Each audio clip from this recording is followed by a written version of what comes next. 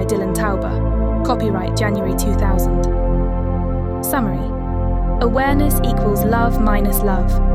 Anger equals lack of awareness. Fear equals lack of love. Need equals lack of love. Hatred equals lack of love plus lack of awareness. The entirety of the universe consists of ones and zeros, love and the opposite of love. These two opposites combine to form the sum of all consciousness awareness, the sum of all that exists. Consciousness equals love plus the opposite of love, infinite, that which supersedes time and space, one and zero. The sum of all this is God. One equals love. Zero equals minus love.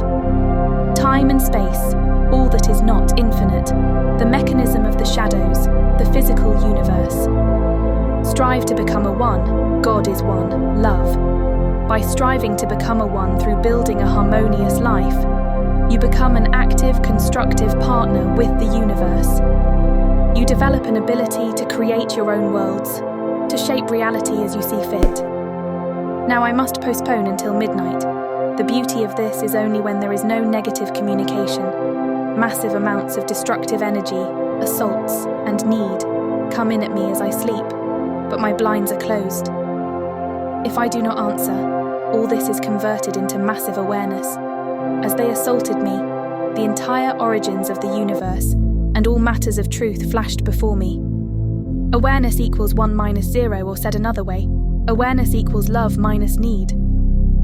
This is an equation I have been writing about, but it is more complex because there is no time element for any of these infinite elements.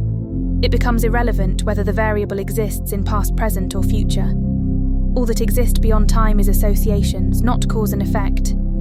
So love includes all love that potentially will be created in the future, kinetically has happened in the past, and is happening now in the present. Also, there is a tier system in effect, meaning you are part of the awareness, love, or need you inspire, affect in others in the past, present, or future. Old people inevitably contain a power. You become more powerful with each moment. An old lady should be respected, but is also very dangerous. You are interacting with all the energy of the different people who make up and have made up the energy of this old lady.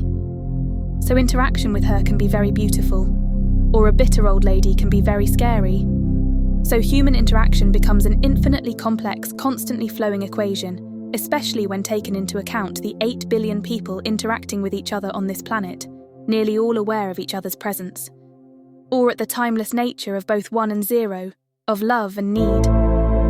It becomes a brutally difficult burden the older and more interwoven into reality we get. This is why it becomes increasingly important to be a hermit unless you are in social harmony, i.e. making love to someone, preferably non-stop.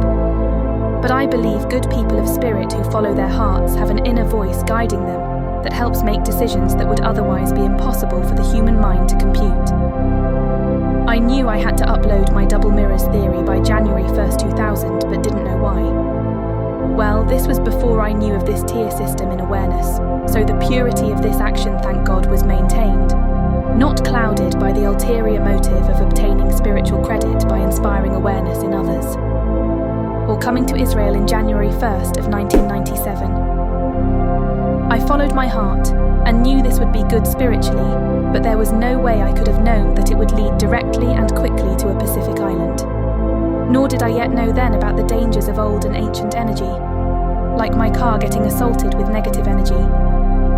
Ancient spirituality becomes an oxymoron. New places are always preferable and safer. Old places have potential for huge spirituality, but also the necessity of massive respect. With the presence of blatant disrespect, the dangers become extreme.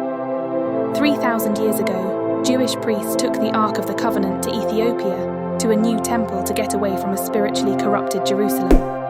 But all this I didn't know then, and Jerusalem is holy for the unaware, just as ignorance is bliss.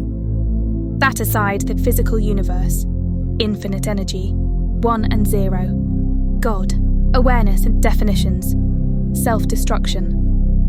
Being convinced that your self-image is too loving, and therefore the illusions you embody, body, money, etc., should be reduced, need increased. Even worse is to allow your spiritual DNA to decay, by a decrease of love hiding from awareness or shying from love. This is the true defeat of a human. All human destruction is self-destruction.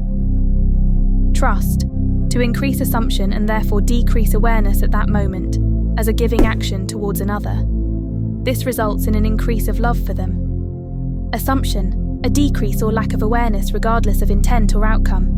This creates a vacuum which social predators can use to capture their way into the vacuum of energy resources wasted by the resulting reduction in awareness. Paranoia, no trust, a realization that one cannot discriminate between trust and assumption in a non-loving setting. Hence the decision not to indulge in either. There is no spending of any trust or assumptions.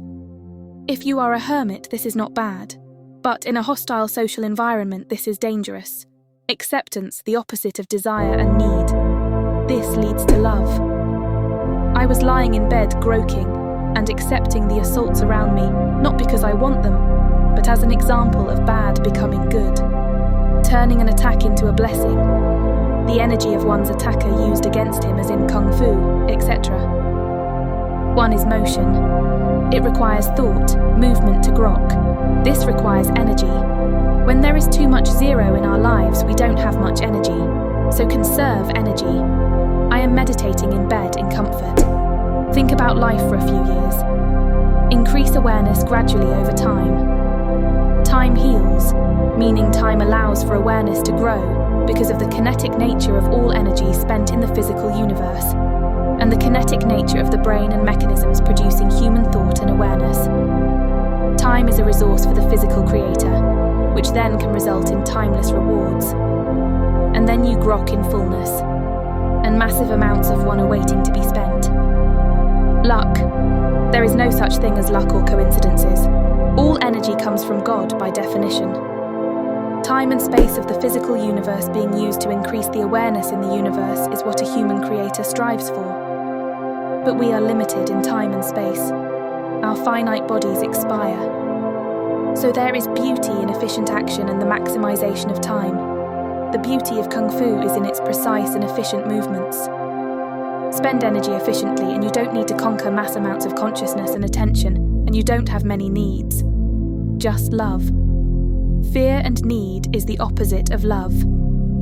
Or you can be a glutton and develop infectious needs that feed off themselves, growing and feeding them with more consciousness. Larry Flint, publisher of Hustler magazine, becoming a drug addict, feeding it with his magazine, which has a greater source of attachment, desire, etc.